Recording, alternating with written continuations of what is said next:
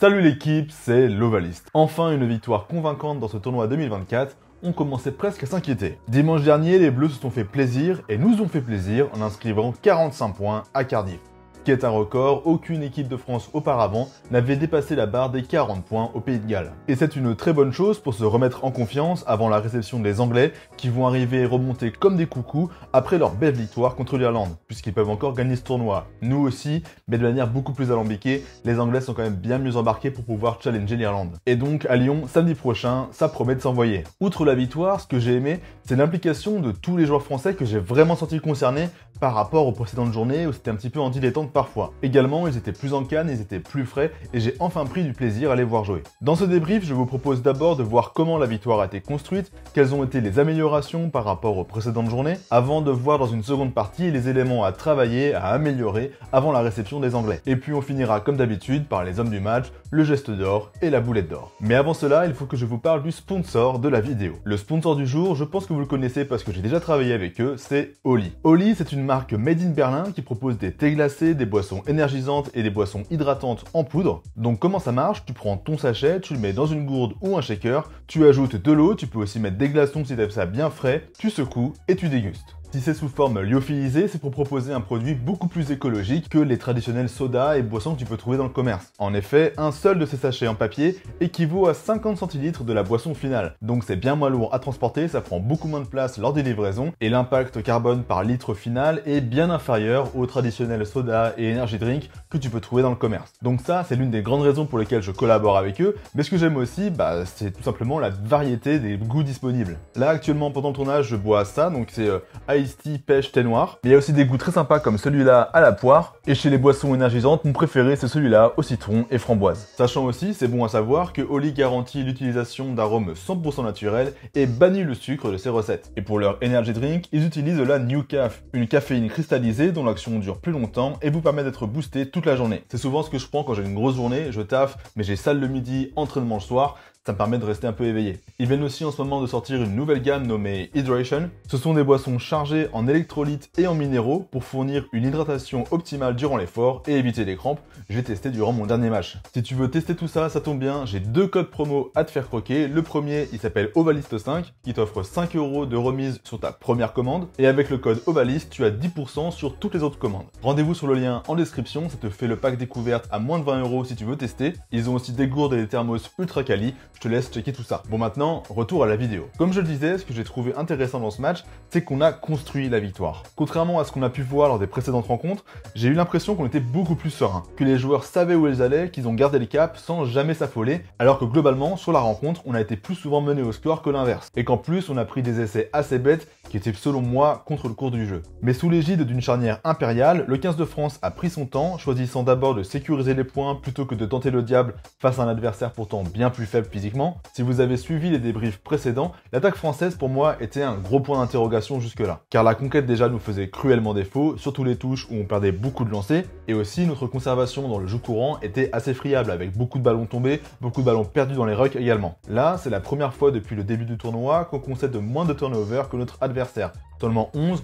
Pour vous donner une idée, par rapport à l'Italie, c'était 19, donc quasiment 2 fois moins. Et franchement, ça change tout. Nos rucks sont bien mieux assurés et je pense que la présence de Flamand et de Meafou n'y est pas pour rien. Il y a le retour d'Aldrit aussi qui fait beaucoup de bien. Nos ballons sont très vite éjectés par le Garec et on peut à nouveau infliger des séquences assassines et étouffantes avec une attaque en place, des joueurs qui reçoivent enfin le ballon lancé et qui savent où ils vont. Cette sérénité, pour moi, elle se traduit directement dans les stats de discipline, seulement 3 pénalités concédées. C'est assez inédit, je crois que j'ai jamais vu ça. Faut dire aussi que la rencontre a été superbement bien arbitrée, j'ai quasiment rien à reprocher à Luc Pierce. Le fait qu'on ait enfin remporté la majorité de nos touches, ça nous a beaucoup aidé à avoir des rampes de lancement pour revoir du mouvement, notamment avec 2 porteurs en pivot, Ficou en l'air, tandis que Ramos et Barré vont distribuer dans le dos pour Penaud et gagner les extérieurs. Mais dans le jeu courant aussi, on a enfin pris de la profondeur, ce qui nous a permis de faire des passes, et on a mis Ramos dans un fauteuil en lui proposant des solutions à chaque prise de balle avec des mecs vraiment lancés qui étaient crédibles. Et c'est d'ailleurs comme ça qu'on marque le premier essai avec Ficou. Ça part d'un ballon de récup rendu au pied par les Gallois,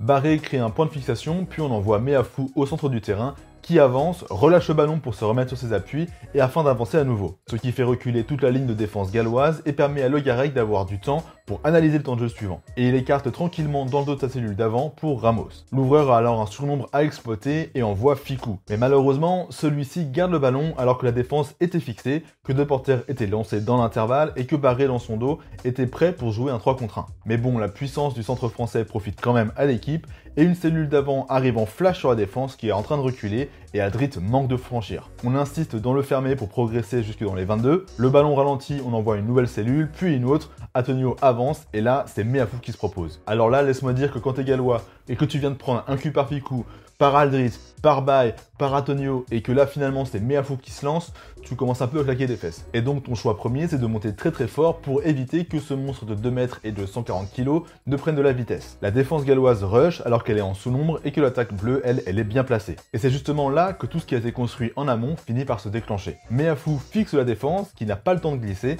et passe dans le dos pour Ramos. De Porter vient lui malicieusement gêner un défenseur en venant à vide, permettant à Ramos d'attaquer la ligne, de porter le ballon, alors qu'il a une attaque verticale dans son dos, prête à attaquer l'intervalle. Et puis il y a aussi Fickou sur l'extérieur, qui empêche d'ailleurs de venir resserrer. Ramos fixe et donne, Penaud joue le 2 contre 1, et Fickou marque en déposant Costello. Ce que j'ai aimé dans ce match, je le redis, mais c'est qu'on a senti les Bleus débridés, libérés, enfin en prenant du plaisir, on les a sentis même connectés en fait entre eux. Il y a eu très peu de déchets, même s'il y a eu quelques passes en avant qui ont été à regretter.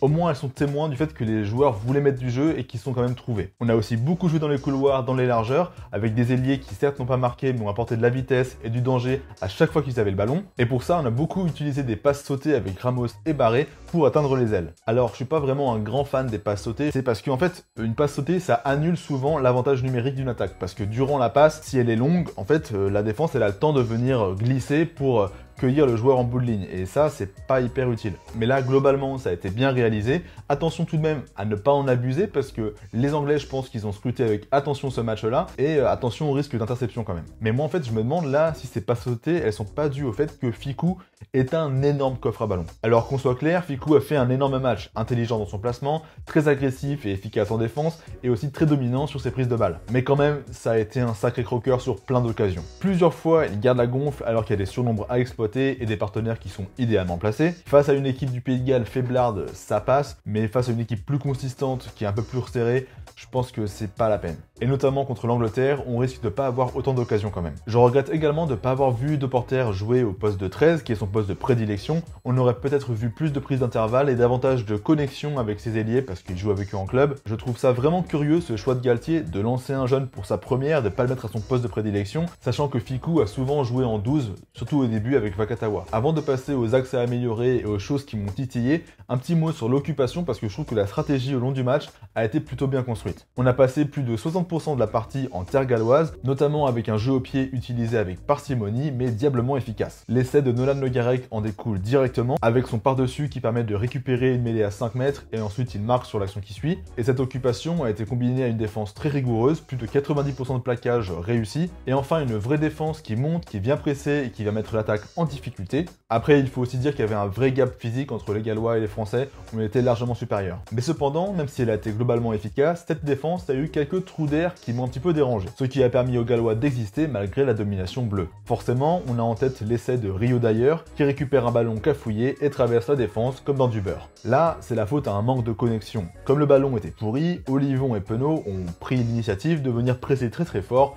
pour tenter de récupérer un turnover, sachant que la plupart des soutiens ambiants de Rio Dyer étaient hors jeu. Sauf que Penaud et Olivon sont montés un petit peu tout seuls sans regarder ce que faisait leur partenaire. Et que Dyer s'est donc servi de ses partenaires en train de se replacer pour justement échapper à Olivon et à Kroos en les utilisant comme obstruction naturelle. Et ensuite il est venu directement attaquer la zone du ruck où Marchand et Baye étaient encore au sol, même pas encore relevés. Ensuite sur le deuxième essai, l'action galloise est plutôt bien construite. Les ballons sortent vite, forçant la ligne bleue à circuler et à se replacer, mais les défenseurs français sont vigilants et offrent une ligne bien homogène à l'attaque galloise. Cependant, ce qu'on remarque, c'est que De Porter, il se retrouve à devoir défendre avec Antonio à son intérieur, donc un pilier qui est moins rapide, moins réactif, donc tu peux pas monter comme un débile sur la défense parce que ton pilier il suit pas tout simplement. Sinon tu risques d'ouvrir une porte pour l'adversaire. Jenkins vient clairement en l'heure pour le gêner, même si c'est assez subtil pour ne pas être sifflé par l'arbitre. Là on voit qu'au moment où Watkins décide de prendre l'intervalle, De Porter il a aucune visibilité sur ce qui se passe. Et donc Ramos qui était monté et pris à contre-pied.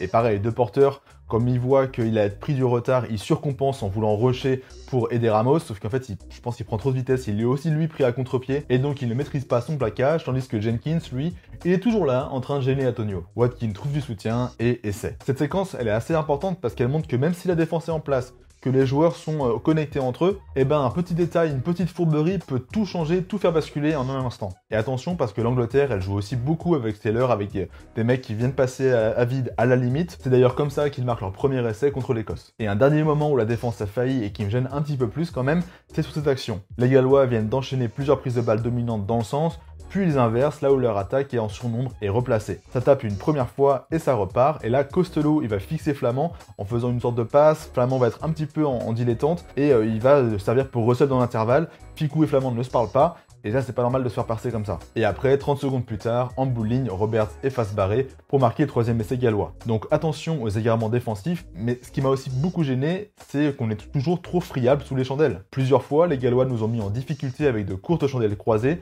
On sait que les Anglais sont très habiles dans ce domaine-là, ils ont mis l'Écosse en difficulté avec ce genre de jeu, donc va falloir régler la mire rapidement, parce que depuis la Coupe du Monde et ce fameux quart de finale, je trouve qu'on est toujours un petit peu en retard là-dessus. On va maintenant passer aux hommes du match et à la dernière partie de la vidéo. Mais avant ça, je me permets juste de vous rappeler que si vous aimez ce que je fais et que vous voulez m'aider à voir mon travail gagner en visibilité, la meilleure chose à faire c'est de s'abonner si c'est pas encore fait et de lâcher un like en m'écrivant un petit commentaire de soutien. Merci à toutes celles et ceux qui le font, ça fait plaisir. Tout d'abord, je le répète, un grand bravo à la charnière. Le Garec a pleinement assumé son rôle de titulaire, juste dans ses choix et rapide dans ses décisions derrière un pack consolidé par les arrivées de Flamand, Hadrit et Meafou. Bizarrement, que des types qui ont eu pas mal de repos, soit parce qu'ils ont pris des blessures, soit parce que ils ont pris du temps pour se régénérer après la Coupe du Monde. Peut-être que ça explique des choses quand même sur la fraîcheur des types. Ramos également était brillant dans son animation, distribution, prise d'intervalle, c'était du papier à musique, un vrai caviar. Même si j'aurais aimé le voir mettre un petit peu plus d'alternance avec peut-être des petits coups de pied derrière la défense ou des distributions au pied pour ses ailiers, sachant que Ficou ne fait pas la passe donc pourquoi pas tenter. Derrière, quasiment aucune fausse note à part les erreurs défensives mentionnées plus tôt. Penaud, Bielbiarré, ça va à 2000. Ficou de porteur, c'est hyper solide au centre,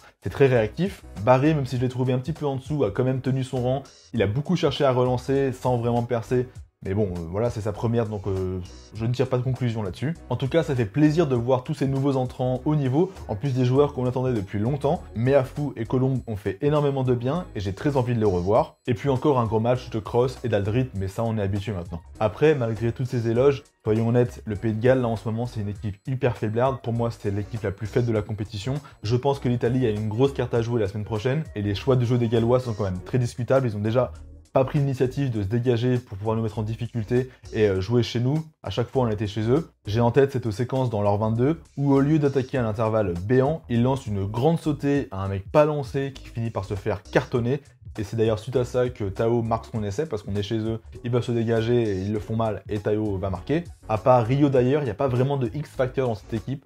Même Tommy Reffel, qui est un bon joueur, il gratte des ballons, etc. Mais c'est pas assez pour endiguer une équipe prête comme la nôtre. Il leur manque beaucoup de joueurs, beaucoup d'expérience qui sont absents dû à des blessures. J'espère vraiment que les Gallois vont enfin réussir à sortir de cette mauvaise passe, à pouvoir faire en sorte que ça marche et que les nouveaux joueurs prennent rapidement l'expérience. Parce que c'est dommage d'avoir ce monstre du rugby européen qui décline peu à peu. Pour le geste d'or, je pense qu'on est tous d'accord pour mettre la Chistera de Nolan Le Garec. Surtout que l'action qu'elle enclenche est une occasion d'essai assez franche. Ça va pas au bout, mais franchement, ça aurait pu. Donc c'est pas juste une passe balancée comme ça pour l'esthétique. Là, vraiment, elle servait à quelque chose. Mais j'ai noté aussi un très joli geste technique de François Cross avec ce plaquage en repli combiné à un arrachage.